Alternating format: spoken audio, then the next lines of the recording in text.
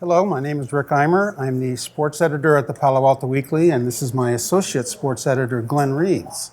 We're here to talk about the 54 Olympians, maybe not all of them, but there are 54 Olympians from the area, which also includes trainers, coaches, athletes, and actually broadcasters too. And you know a few of those. You know Roz Golden-Rudy. She'll be down there. Very famous Warriors reporter. And we know that Stanford, for example, has athletes from 10 different countries competing. And you talked to a couple of them.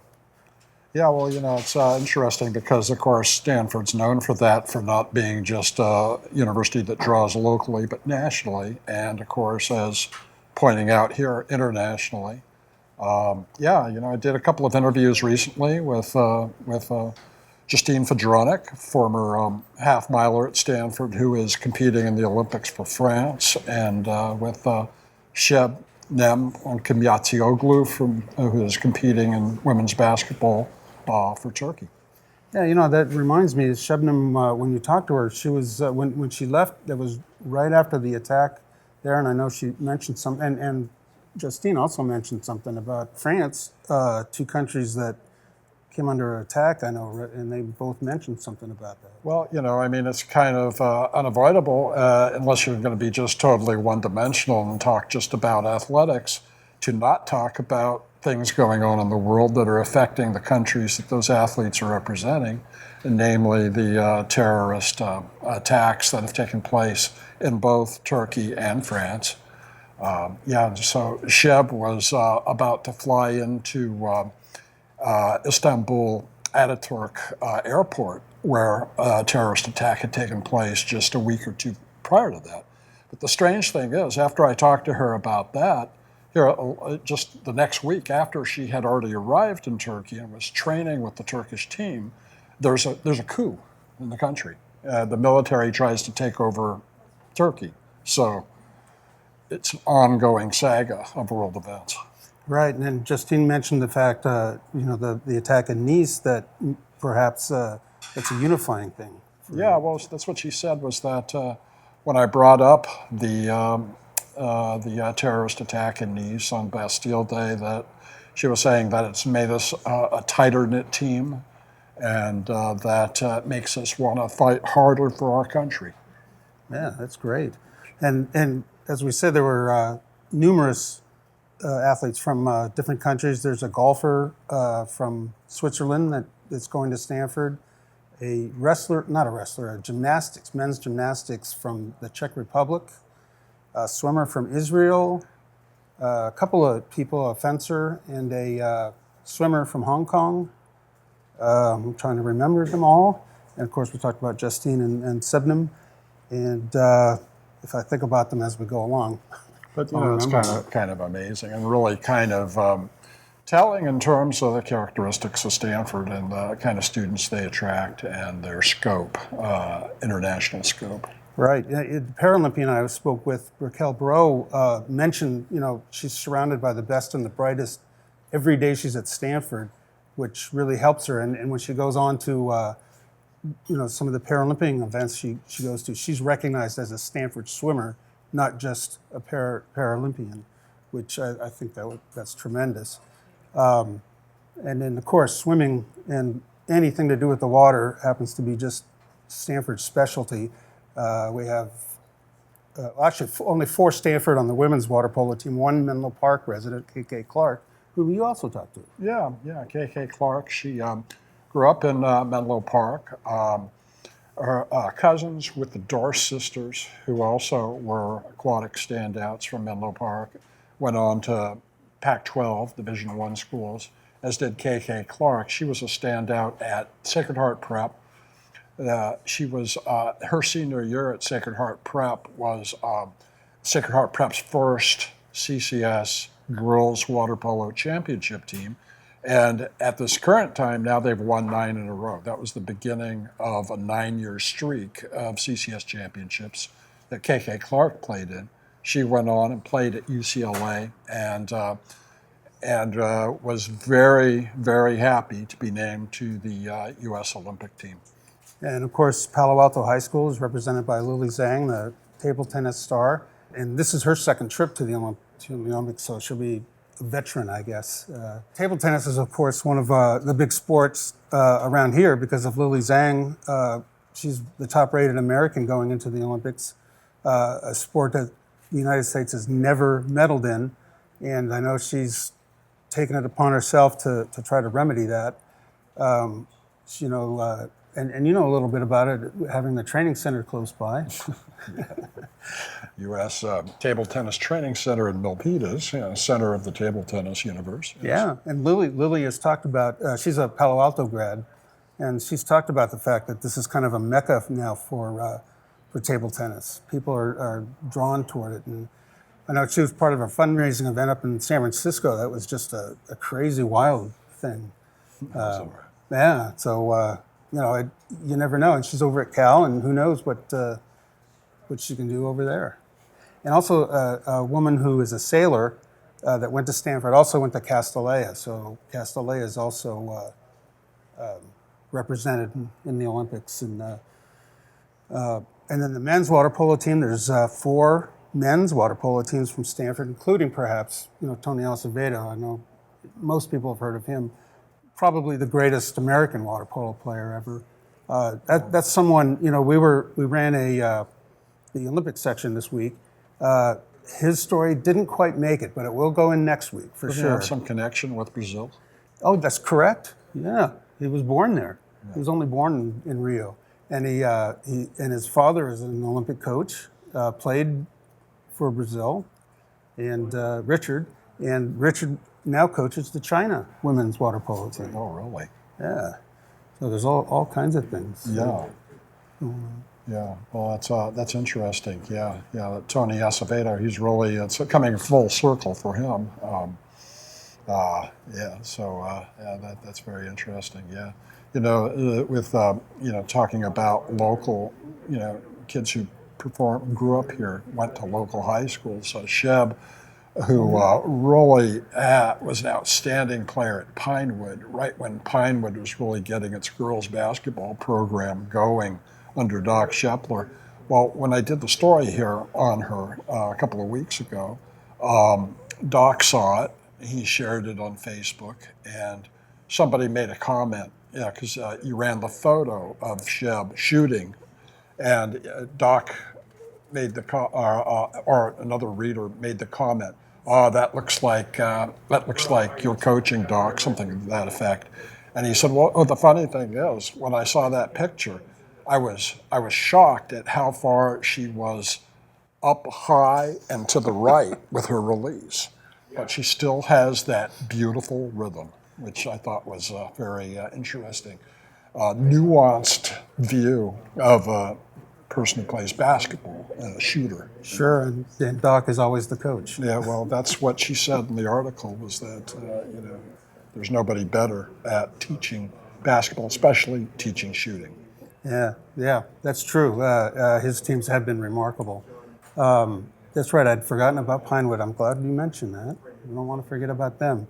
I'm trying to remember if, I know that Menlo has had, well, Menlo is actually, we'll talk about Menlo. They're kind of represented by Kyle Utsumi, who wrote the book Sydney Silver Lining about the 2000 women's Olympic team, which was the first first Olympics for water polo, and how the United States just barely qualified and then ended up in the championship game, losing in the final seconds. But Brenda Villa and Ellen Estes was on that team from Stanford. And they played, you know, they played a gold medal game in the Olympics before they played an NCAA championship game. The first championship game was played in 2001 at Stanford. Oh, yeah. Well, you know, that's interesting because the current team goes in as prohibitive favorites. You know, I mean, they are on a roll, women's water polo. And, you know, it's just amazing how much this area dominates in aquatics. Yeah. You know, because on that women's water polo team, in addition to K.K. Clark, the girl from Menlo Park, who I did the story on, There's what, 4 Stanford girls on the team besides, Right? Yeah. Yeah. which is, really kind of incredible when you look at the percentage of the team in relation to the percentage of the population or even the percentage of the aquatics population. Right. So that's a credit goes to the Stanford Water Polo Club and PASA, the Palo Alto Stanford Aquatics, which outstanding programs. Both have won national titles themselves and sent people on to schools all over the country. Some have been Olympians and represented at Stanford, represented at Cal, I know, and in fact, one of them, I'm going to forget her name. Rachel Acker from Gunn. Oh, yeah. Yeah. I covered her at the CCS Championships about 3-4 years ago. She won a couple of events for Gunn, and I know at the time she told me she was going to Cal, and she just won some sort of award from the Pac-12. Right, the Big Time Graduate Scholarship Award, which is very, prestigious. We have that. Oh, I forgot to mention the soccer team too, the women's soccer team, which has Kristen Press and Kelly O'Hara on the team from Stanford. Couldn't do that without. And Allie Riley plays for New Zealand, and New Zealand and USA will play each other in the first game. So somebody's not going to be happy. Well, were they teammates? All 3 were teammates, yes. Is that right? Yeah, and teams that went to the Final Four, and of course they didn't. They didn't win it, but the next couple of years won it. Well, that women's water polo team won the Olympic gold in 2012, and and they're odds-on favorite to make it 2 in a row. We'll have to see how they do. I guess Australia's the only one that really. Australia did beat them, broke their long winning streak, but they've got another long winning streak going since then. Right. So. That's interesting. With Shebnem, with Turkey, she's saying that they really want a medal, but the key for them is to stay away from the U.S. because, of course, the U.S. in women's basketball is just so dominant. It's like they should have a separate bracket or something, So the way it works at the Olympics is that there's groups. 6 teams in a group. The top 4 advance to the next round, and so they want to be, of course, in that top 4 at Turkey, but not just that. They want to be in the top 3 because the 4th place team from their group will face the U.S. in the next round, and that's what they want to stay away from. Right. As you pointed out, the team is so dominating. At the Olympic level, you have players like Shanae and Nneka Ogwumike from Stanford who couldn't even make that team. Yeah. And those are 2 of the greatest players in college, or were in college, now playing pro. So, Gino's the coach? Gino, yes. Yeah. Yeah, he's got quite a track record. Gino Auriemma, the coach at UConn. And got to feel he'll probably get the most out of that team. Same goes with the men's team, of course, with Mike Krzyzewski. He took over that team in 2012 after the U.S. had really shocked its supporters and the U.S. public in general by not winning previously, by not being organized enough, not wanting it as much as some other countries. And Krzyzewski took over the team and drilled them, and boy, they were ready to play in 2012, not just, just happy to be there. And you got to think he'll probably have them in the same frame of mind this year. Right, with a couple of Warriors involved. Yeah, more than a couple. And this will be, of course, an opportunity for Draymond Green and Klay Thompson to play with Kevin Durant, the newest Warrior. Yeah, and Steph Curry would have been a member had he not chosen otherwise. Yeah, just as well. Let him recover. It's kind of disappointing how great he was playing, and then he got hurt. And it really wasn't the same after he came back. It's my feeling. Yeah. But it'll be interesting to see how all that team plays. Instead of for a while there, the U.S. was playing amateurs, playing college kids against other countries that were playing their most experienced professionals, and so decided, okay, let's play our pros too, and At first that didn't even do it. It's kind of a shameful thing when the U.S. loses at a sport like basketball. The same can be said about baseball. Right. Those are sports that really originated here and are our national games. Although the NBA does have players from different countries. Well, Spain, more so all the time. A couple decades ago there were very few, and there's way more now. The NBA draft is nowadays. All kinds of players you never heard of before from other countries are getting drafted, and playing too, and playing key roles.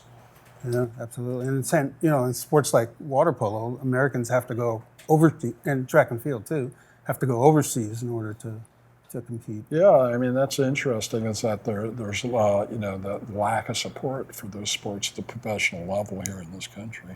Yeah, and I want to not forget other Stanford people that I know are in the Olympics. There's a square equestrian, the horses, is that it? Equestrian. Lucy Davis is a Stanford grad. Rowing, we have actually Eleanor Logan won a gold medal in rowing before, and Grace Luzak. I'm going to mispronounce all these things, but hopefully you don't mind. And then Menlo Atherton, I forgot. Menlo Atherton has Seth Well involved in rowing. So yeah, all these local high schools, not just Stanford. These local high schools have produced several athletes. Mm-hmm. Yeah. Well, this is an area rich in thriving local programs, and you can see the result. Yeah, absolutely, and tennis too. The Bryan brothers are going to be playing again in the Olympics. Yeah. And, they were part of the dominant things. So we have that, and we're going to enjoy watching the Olympics. Most definitely. It'd be interesting to me to see how the U.S. does in track and field. Track and field's been rocked by these doping scandals. It's really, really a shame for somebody who came up in track and field like former Palo Alto Weekly sports editor Keith Peters did. It'd be interesting to see in the sprints, which Jamaica has dominated here at the last few World Championships and Olympics. So far this year, U.S. sprinters have the fastest times in the world. We'll have to see how they shape up against Usain Bolt and some of those Jamaican sprinters. All right. That sounds like a wrap. Sounds like it to me, too. Very good. Thank you very much.